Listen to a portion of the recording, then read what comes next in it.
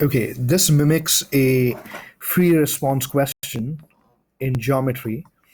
So it's a geometry proof involving parallelograms. Okay, it is not my objective to solve the entire problem, to show you how to do every single step, but I will give you a very detailed outline of the approach. Okay, so I do expect you to, as they say, take the ball and run. Okay, so you can pause the video right now and attempt the question yourself. So the question says angle UQV, so I'll call that angle 1 to make it easy on myself, and you're allowed to do that, is congruent to angle RVQ. So let's call that guy 2. You're also given that angle TUQ, let's call that angle 3, equals or is congruent to angle SRV. Okay. So we know that angle 1 equals angle 2, or is congruent to angle 2, and then we know that angle 3 is congruent to angle 4. Okay, so we're given that information. And the question says prove that QRVU, which is the entire four-sided figure, is a parallelogram. My first approach will be to show that these two triangles are congruent. If these two triangles are congruent, then corresponding parts of congruent triangles will be congruent. And from there, it's very, very easy to prove that's a parallelogram in so many different ways. Okay. So my approach is first, so I know that angle 1 equals angle 2. So my goal is to first show that these two triangles are congruent. Okay, that's my first goal. Let's say triangle UQV. I'm just getting the letters from the way they wrote it. Okay, triangle UQV is congruent to triangle RVQ. So that's my first goal. Right now, all I have is this angle 1 equals angle 2, and we know QV equals QV by reflexive property. Angle 1 was equal to angle 2 because that was given information. So if I can show just one more pair of angles are congruent, then we're kind of good to go. And if angle 3 equals angle 4, so I haven't used that information yet. So I know that angle 1 is congruent to angle 2. That was given. I know that QV equals or is congruent to, say, VQ, reflexive property. Okay. Now, finally, I'm going to use this information they gave us about angle 3 and angle 4. If angle 3 equals angle 4, I'm going to introduce, say, angle 5 here and angle 6 there. Okay, I'll circle it because I'm showing that I've introduced that. It wasn't given in the question.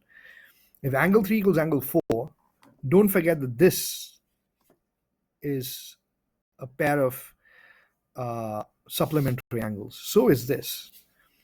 So since angle 3 is congruent to angle 4, which is given, therefore, and angle 3 plus 5 is 180, and angle 4 plus angle 6 equals 180. Therefore, angle 5 should be congruent to angle 6. All right. So we are basically subtracting basically 180 degrees minus angle 3 should be equal to 180 degrees minus angle 4. That's my logic. I'm subtracting the same angle from 180 degrees, or I'm subtracting congruent angles from 180 degrees. Therefore, angle 5 should be equal to angle 6. Okay.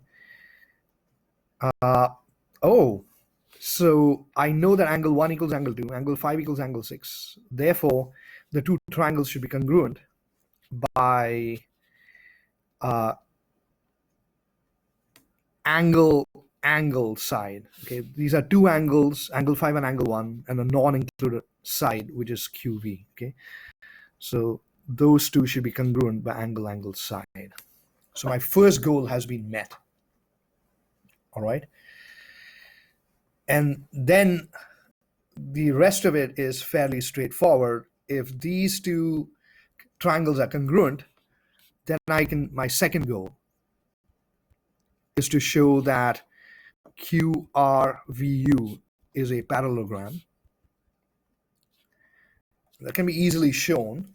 I'm going to switch colors to demonstrate my approach. If the two triangles are congruent, we know that this guy should be equal to this guy. Basically, QU should be equal to VR. I'm showing the letters, okay? Therefore, QU is congruent to VR. Also, we know that that guy should be equal to that guy.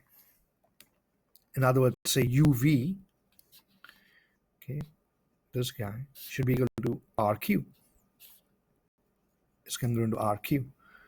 Why? Because the corresponding parts of congruent triangles are congruent. So we abbreviate it as CPCTC. The corresponding parts of congruent triangles should be congruent. And then the final step is fairly straightforward.